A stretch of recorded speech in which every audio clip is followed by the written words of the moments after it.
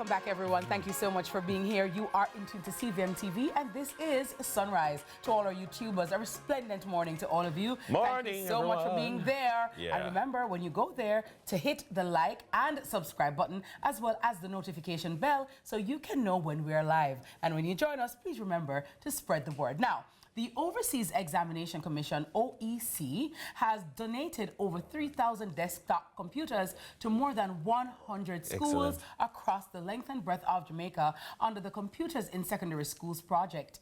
This initiative aligns with the Caribbean Examination Council's, CXC's, move toward online testing and is part of the OEC's commitment to enhancing information and communication technology, ICT, in schools. Joining us to tell us more about the strengthening of e-testing and digital learning in schools is Executive Director of OEC. Actually, we have the Director of Marketing and Customer Relations at OEC, Crystal Daly Thompson. Right. Empowering me, giving me. That's right. That is it. I'm speaking to be, honey. Received.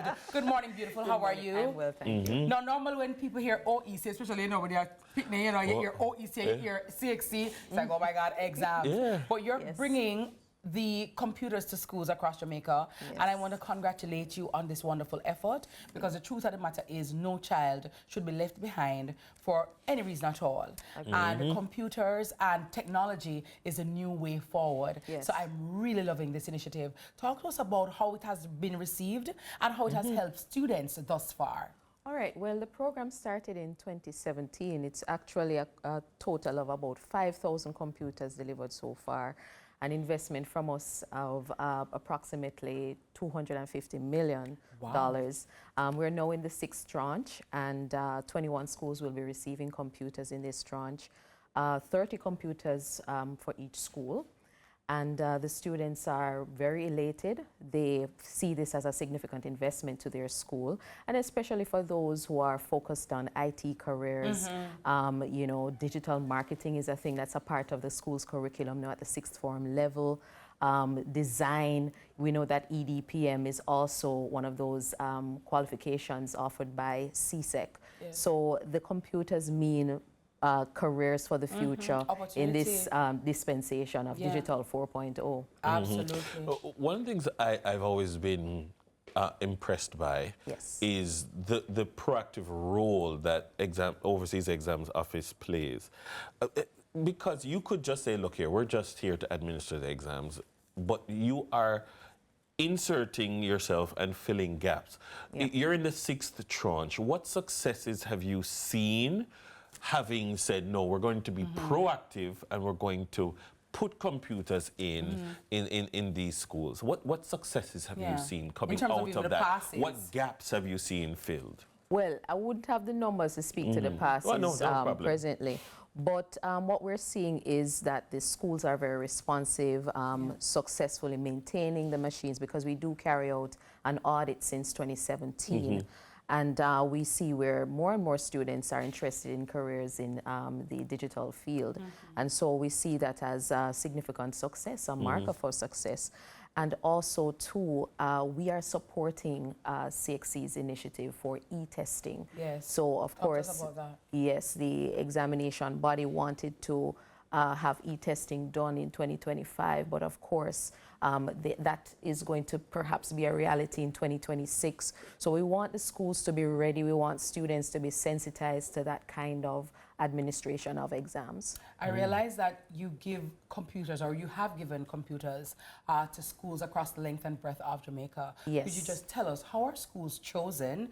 And in this tranche now, which are some of the schools identified, or even if you can't necessarily give the schools, but the parish or parishes that you'll be visiting this time? I mean, we are in as far as Westmoreland, Montego Bay, right across the island, as you've mentioned. And there are some rural areas, some schools that are in need, because this program is really to support those schools that are under-supported, so to speak, or have a significant need for resources. In this tranche, we've gone to Haile Selassie High School. We've been to, even that's a more privileged high school, so to speak, Immaculate Conception. We have gone there, the St. Hugh's High School. And even though some of these schools may seem to be very much, you know, capable of providing the needs that they have.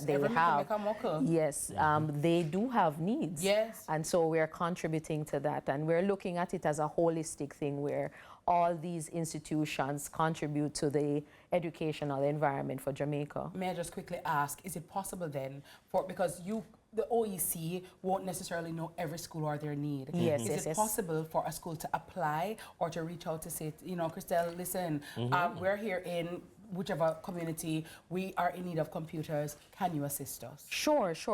But also to say that we're primarily focusing on all the government-run high schools, and that's over 300 schools in Jamaica. The project is focusing on 165.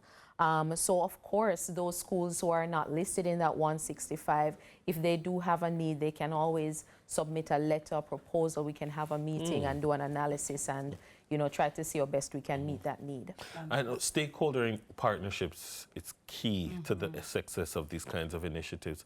What's the relationship with distinguishing your role from the role of, for instance, the Ministry of Education, and then partnering even in terms of the logistics, in terms of making the thing successful? Okay, well, we are the administrators for exams, and so we're an agency under the Ministry of Education. It's really like our parent organization. Right. So partnering with them would have been seamless because they are championing the cause to improve the educational environment. So the partnership is such where we are guided by their directive as per, you know, what they want to achieve in different educational zones and so on, and so we adjust our strategy accordingly. And before we go, I have to ask, you know, e-testing. When you speak of e-testing and the increasing or broadening or improving e-testing, of course, you know, we are moving, you know, in digital transformation, generally speaking, in the public sector. But speak to the e-testing side of it and what you're trying to achieve in that regard. Okay, well, when COVID happened, we realized that it had caused a significant gap in learning and in assessing students and, you know, awarding them their certification and so on. And so e-testing is only just the way forward as we are moving in this digital age. And so, you know, we are the ones who administer exams, and so we are setting the standard for this kind of new testing that will come about soon, very soon. And as it is too, we are the local registrars for CXE, all their exams, and so we should be championing this cause, this new way of assessment. Beautiful, wonderful. Where can we get more information about OEC? Yes, you can always visit our website at overseasexaminations.org. You can always call us. You're still on Mariska Road? We're still on, well, we're at Manhattan Road, off Mariska Road. Yeah, that's true. Right 6 Manhattan Road. Our entrance usually it was on Piccadilly Road, but it's on the other side. Right, because every time you hear people talk about Piccadilly. And you know, when I went to London and saw Piccadilly, I'm like, oh my God. When you hear Piccadilly, you think you know, exam time. Yes, indeed. Yes, Memories. wonderful. I really love, right? I really love that though, and I wish for you all the best, and I hope that it will be strengthened so that every child or every school in Jamaica will be properly outfitted so that our students can have the best opportunities to strive and thrive in every way possible. Awesome. Thank you so much. Thank you so much. Our guest has been Crystal Daly Thompson, the Director of Marketing and Customer Relations at the Overseas Examinations Commission. TK is up next after the break with the morning news. Stay with us.